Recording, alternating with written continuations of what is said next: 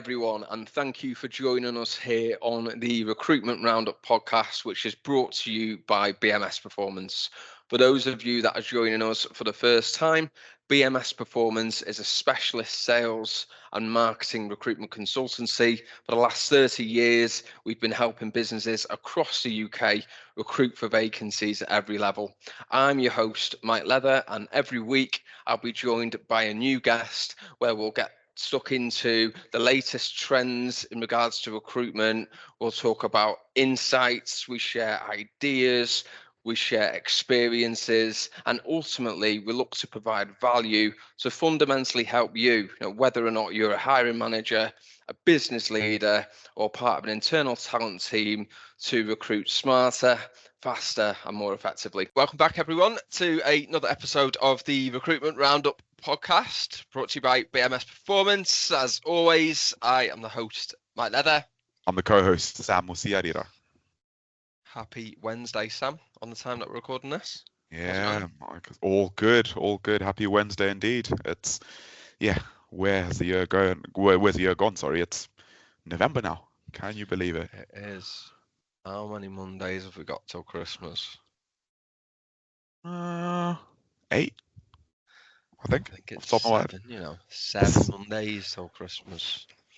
7 Mondays. So with sales professionals and recruitment companies or anything like us, it is all hands to the pump time.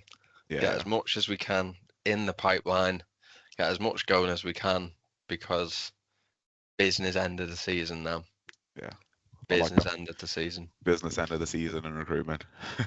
It is. But the theme of today's podcast is born out of a couple of conversations and meetings I've been on this week with companies that are looking for something quite specific in terms of sales background, who were really keen to get the process sorted.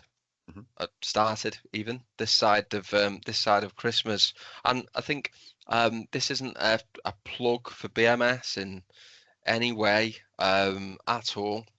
Obviously, we would love to work on as many vacancies as we can this side of Christmas, for anyone listening. But I think there's a general consensus from companies of let's just hold off until January, and that can be a good thing. In some respects, it can be a wise decision for some businesses, but these particular companies, because they were recruiting for experience over skills, there's actually a benefit for them in not waiting until January. So I thought it'd be good for us to jump on and have a chat around that, and maybe shine a light on why it's good to recruit if you are looking for something specific this side of Christmas. So why don't we get started by having a general chat about what are the misconceptions that you hear from some of your clients and prospects about recruiting this side of Christmas, because you must have had some already. Absolutely. Say I'm not recruiting until January. Yeah. Now, where do I start, Mike? There's actually quite a few for us to get stuck into, but I think the one that you probably hear is around, well, I'll tell you what, candidates aren't looking for jobs over the holidays.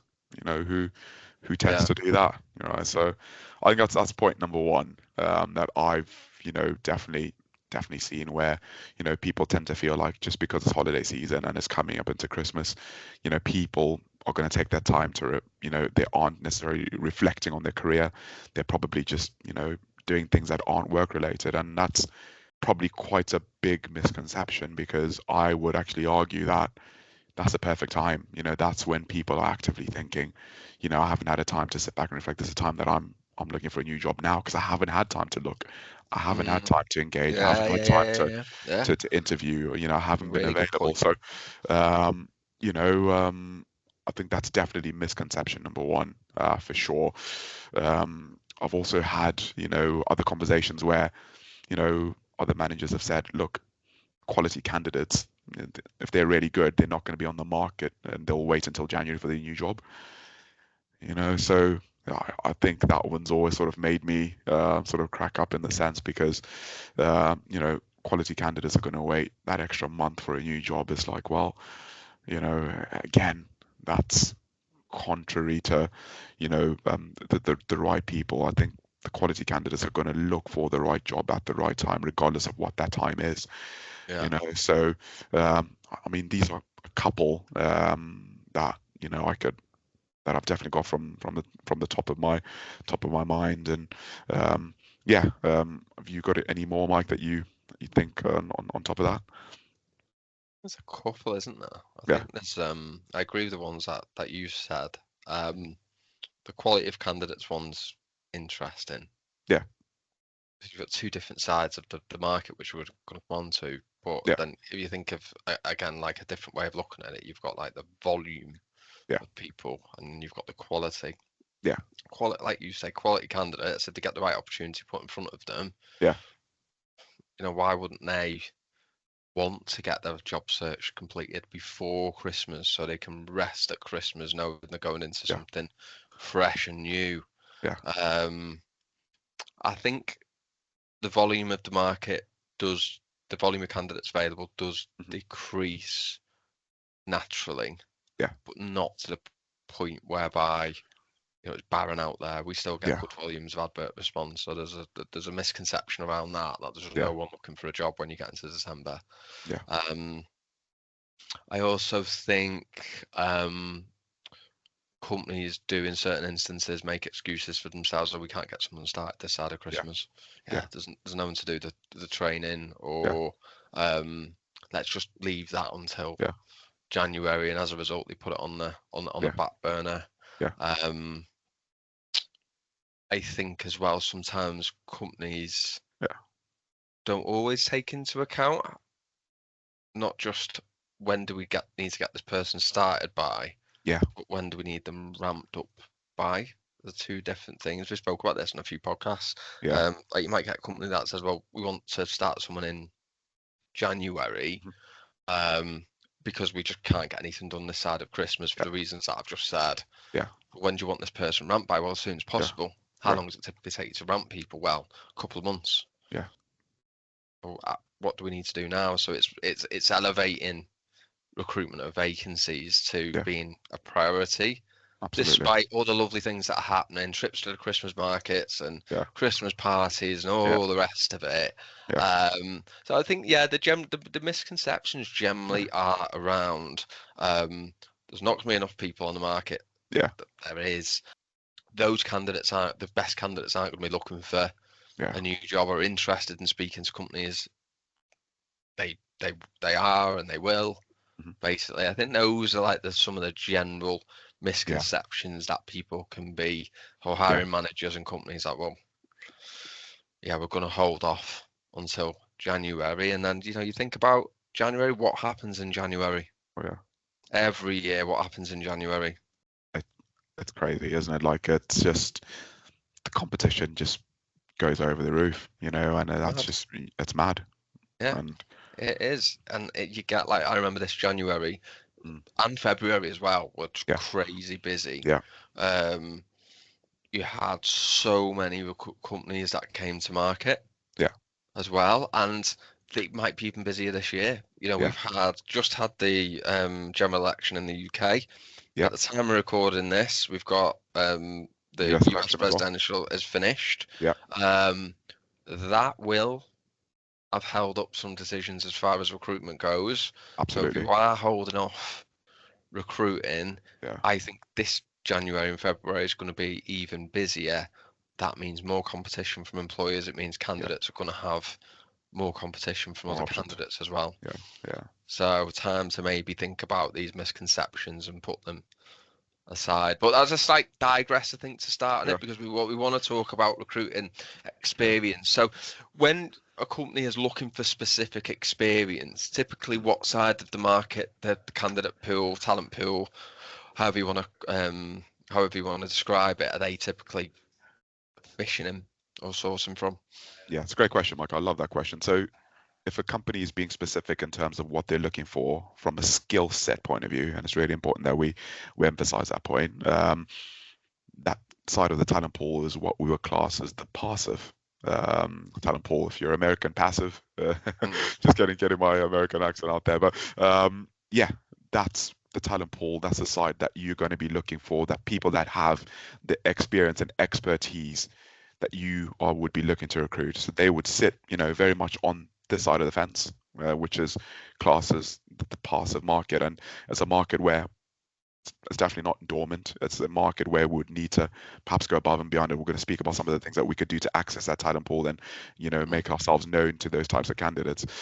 So that's what that market is called versus, the active market where, if it's not necessarily looking for skills, these are people that are actively looking on the market, actively applying to roles that probably don't have the experience that you're looking for. And then, the real honey is going to be in that passive market where they have the skills that you're looking for to add value and contribution to your business immediately. Yeah. So if you're recruiting from the passive market and you want experience, well, I just said passive right there. Not passive market, and you want experience, then if you're going into that because you want something specific, you want someone who's got 5 years selling this product into this decision maker. Absolutely. So the approach is therefore more targeted because the talent pool you're fishing in, and we can come on to this in more detail in a sec, is smaller. Yeah. So putting a advert out there probably isn't going to enable you to attract as much of those candidates with that experience that you're going to need to. So therefore we need to go into the market, and the passive market is very different than the active market, because the active market is changing in a more volatile way, because these are people that are coming on the market and they've decided that they want to leave the company and they're applying for jobs. That's the side of the market that shrinks as you get closer to Christmas. But your passive market doesn't really change. Doesn't really change. It stays the same. Yeah, absolutely, Mike. Because just to hop on that point, that market is the market. That experience is there. That experience isn't going anyway per se. This experience that we're after, and it's up to us to be able to engage it, to recruit it, right? So that's a really good point that you raise. The active market, think of it as I'm just trying to give an analogy here. It's volatile, right? It's always going to be dictated by different factors, and that's always going to change, as and when. Whereas the passive market, we've built up a talent pool. This is the kind of experience that we're looking for. That's going to be there, and that's the market that we're looking to target and engage, regardless of the time of the year. How do companies attract people? Yeah, it's in a really the passive market. It's a good question, Mike, and there's so many different points that we could go with. But if I'm a company, a couple of things that I want to make sure that I do is we want to build a very strong employer brand, first of all, right? So, and I think this point just really needs hammering down. How often do we find organizations coming to market looking to recruit someone with, 10 years experience within a vertical, studying specific decision makers, and that's what we're looking for, right?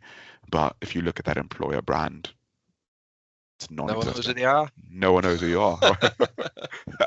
Right? Even though you exist in the market, no one knows who you are. I know, right? It's like, I want this person, and how are we going to sell this when no one knows who you are, right? It's remarkable. So I think if I'm a company, I'm starting there. I'm really investing in my employer brand. I'm really investing in the marketing. I'm really making sure that our name is out there, so that when these candidates that we're hopefully looking to engage, they know exactly who we are. So we want to attract a real strong online presence, and the things that we want to be sharing are insights, company culture, values, all these different things, testimonials, success stories. So really zoning in and honing in on that employer brand is my point number one. It's absolutely key. Yeah. Goes so overlooked. So overlooked. I mean, you need, if you're recruiting from industry and you're recruiting for experience over actual general sales skill, then you need to be a prominent voice in your market sector. Like, people need to know who you are. Absolutely. Otherwise, why would they be attracted to Exactly. companies. So I think the fact that you led with that Yeah. is spot on.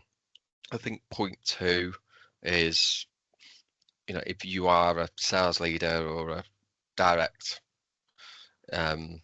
employee, or maybe you're a talent acquisition specialist Yeah. in one of them Yeah. in a business, then it goes without saying you need to be connected to Yeah. sales professionals in your industry sector so you can Yeah. actually proactively target them Yeah. as well, because you're going to have to headhunt. Yeah. Go one further. If you're a recruitment professional working in a business, or you're a sales leader, you really need access to something like LinkedIn Yeah. Recruiter so you can see who's open to work and who Yeah. isn't. Yeah. And then you've got to think about how you're messaging, Yeah. That's tough. because people will respond in Mm, different ways to different approaches. mm. Um, I think when you're approaching a passive candidate, Yeah. you need to tell them what the opportunity is. They need the Yeah. facts, because you're talking to someone here who Yeah. is probably doing quite well Yeah. in their job. You've approached Yeah. them, they've not Yeah. approached you. And I think Yeah. quite often a mistake that people will make is they Yeah. treat them like any other candidate and they try to be a bit cloak and dagger. Well, we need to give Yeah. them all the opportunity on what the job is. Maybe Mhm, include video mhm. in your approach, PDFs, whatever it is, Yeah. but don't have like a wooden approach Yeah. to approaching passive talent. Yeah. You need to get them hooked in. Yeah. I really, really like that point, Mike. And how often is it that, imagine yourself, people get contacted about a role and the message is vanilla, like it's just 100%. boring. Yeah. It looks like spam, and it's non-engaging. There's no effort to it at all. And we're talking about, a passive market where people are the top professionals within their market, right? These Yeah. are the high performers. These are people that you want to work for your business because they're the best of the best, the cream of the crop. Mm. And if you're going to send them just a boring old message of, "Hi X, I've got this role," it's not good enough. We really got to personalize ourselves and go above and beyond. Really got Yeah. to do. We really got to do our research, right? Because I don't know if I told you the story, Mike. I attended a Stephen Bartlett sort of conference going back 6 months Did. ago. You did tell me.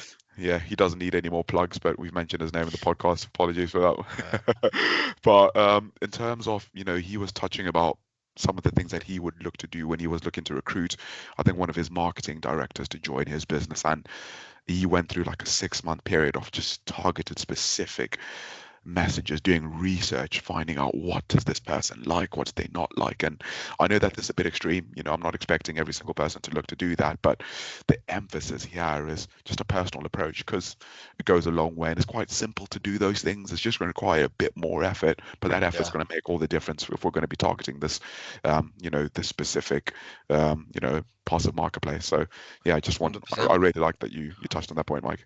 Yeah. 100. That's a really good example though as well, Yeah, where he's honed in on the talent yeah, pool yeah, and kept plugging away at it. yeah. But as well, just on that point, he must have known Mm. that there was only a finite amount of candidates that were a Yeah, right fit. yeah, And exactly. going back to this point as well, the Mm. personalization, the message, and the approach, that if what you want is specific experience, then you need to accept that there's not as many people available, which Yeah, hopefully most people understand that yeah, logic. So therefore, the approach and how we engage with those passive candidates has got to be really, really strong, because yeah. we can't burn them effectively. Hmm. So I think it's thinking around that, Yeah, and then yeah, there's other ways to attract passive candidates as well. Referrals within your own referrals. Yeah, referrals within your own company.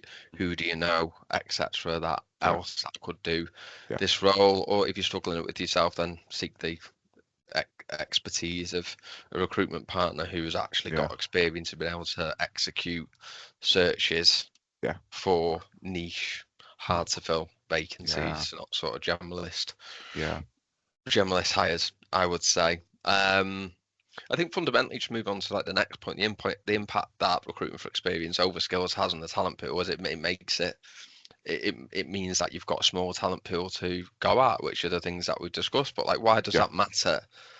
Fundamentally, in terms of recruiting now Hmm. versus after Christmas. Like, if I'm a company, why does that matter to me? If I'm thinking I'm not too fussed now whether to recruit now or after Christmas, well, why does that matter?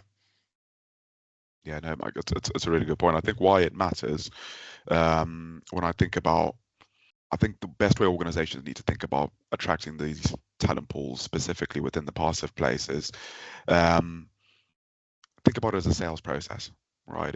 And by sales process, I mean, if we are looking to sell, something which is a form of capital equipment where the sales process is going to be longer, that means more effort has to be put in, more conversations need to be had. We need to be strategic. We need to have sort of different touch points and measurables. So why that matters, bringing this back to recruitment, we know that the talent pool is smaller. We've got less people to be able to access. We Yeah, need to do more. So if we need to do more, time is of the essence. We need to start now. got to be You know, nurturing it sooner. yeah. So you've got Yeah, to be nurturing it sooner. So I know it's sort of a long-winded, but it very much translates to sales, right? In the sense of we've got to be having these conversations. It's got to be nurtured, and to nurture these things take time. So if it's going to be taking time, then there's no better time than to start now. So yeah, I hope that sort of clarifies that point. yeah. I think just to go back to the things we talked about at the beginning, like the active talent pool doesn't will continue to change. The Yeah, passive talent pool doesn't really change that yeah, much, but what will change in January is the amount of competition and the amount of yeah, candidates that are on the market. So yeah, don't think just because you are a company that's looking for specific experience and you're approaching these people that they actually want to stay in the industry. yeah, They might not. They might quite happy to yeah, consider approaches from companies from outside of their industry, yeah, and also bear in mind as well that these passive candidates can turn to active candidates after Christmas. yeah, The whole new year, new career yeah, vibe yeah. is a constant every year. So if you're Absolutely. engaging these people now and getting them bought into your brand, your company, Yeah, less likely to have an issue recruiting in January. yeah, But like the key takeaway from this is that your passive talent pool mhm, is your passive talent pool. It won't change. So if what you want is experience, mhm. advice would be to think about all the things that we've suggested in this Yeah, episode and start your recruitment process this side of this yeah, side of Christmas, especially if you're recruiting for experience. Should you're recruiting from a part of the market that yeah, it doesn't really change that much. But hope that was helpful. yeah, Sam, your turn yeah, to finish the podcast yeah, off with a tip. yeah. What is your tip for Yeah, this cheers, week? Mike. Cheers, Mike. I've actually been looking forward to this one, and this tip kind of takes us back to, back to basics. And the reason why I've decided to share this one is I'm thinking of some of the relevant examples that I've had with some of the, a lot of candidates that I've spoken to that are preparing for an interview, or perhaps not as prepared as they think that they are. And if I'm a salesperson, it's really, really important for you to know the product, right? And the reason why I say that is, you know, it's not good enough to turn up for an interview, speak to a company, and have a baseline knowledge of what the product is. So I'm talking high level product research across the company's products and the portfolio that they provide, all the services if you're selling a service as a solution. But it's not just to know them, it's also to think, how am I going to sell them? Mm. Right. So that research needs to start right at the top end. If we are selling, um, you know, dental implants, or a piece of capital equipment, or a robot, we really need to know exactly what this product is. What are the features that it has? What are the what's the clinical evidence behind it? How does it help people? And on top of that, if I start this job tomorrow, how am I going to sell this thing? Right. So it all sort of works its way down, because you don't want to be that candidate that gets interviewed and talk to us about some of the products. Oh, well, I know that you do this and I know you do that. We've got to be specific. We need to be, you know, intentional, and we need to demonstrate a real thought process. If I start this job now, if I'm selling this product, this is your product. This is how it helps people. This is the data behind it. This is how I'd sell it. These are some of the key questions that I'll You be looking talk to. around there is Yeah, research, isn't it? Like yeah, deep absolutely, research into absolutely. what the product service Yeah, solution is, how it yeah, helps the people that they sell it to. yeah, Um, Yeah, I think it's a really good point. It goes back Yeah, to prep for an ab- interview at a absolutely. high Yeah, level absolutely. rather than Yeah, treating it as yeah, arbitrary. yeah. And a big but, to show excitement. Show Mm, excitement, right? delivering. Yeah. Delivery is so important, and I know quite a lot of people, especially within the space that I operate in, Mike, are really excited by the different products and the solutions that they sell. And if you're coming across as, oh well, the product that we sell is this, and I'm going to do that. Like, look at that level. Who's going to buy that? Tonality. You Yeah. know that Key. that Key. tonality is big. And it also getting into as well, and getting into January. Yeah, Again, you're going to be in a market that's more competitive. If yeah. you're a candidate, yeah, you've really got to turn it up in the interview to stand out. Great. Thanks for that, Sam. Hope everyone listening enjoyed that and took something away from it. And we will be back next week with another episode. Thanks, everyone, and bye for now. Bye for now. Well, that wraps up another episode of the Recruitment Roundup podcast. Thank you very much for listening to the show, to watching the show. We really appreciate your support. It would be absolutely fantastic if you could give us a rating on Apple, on Spotify, give us a review. Any feedback really helps and is massively appreciated. So thank you once again for joining us, and we will hopefully see you again next week.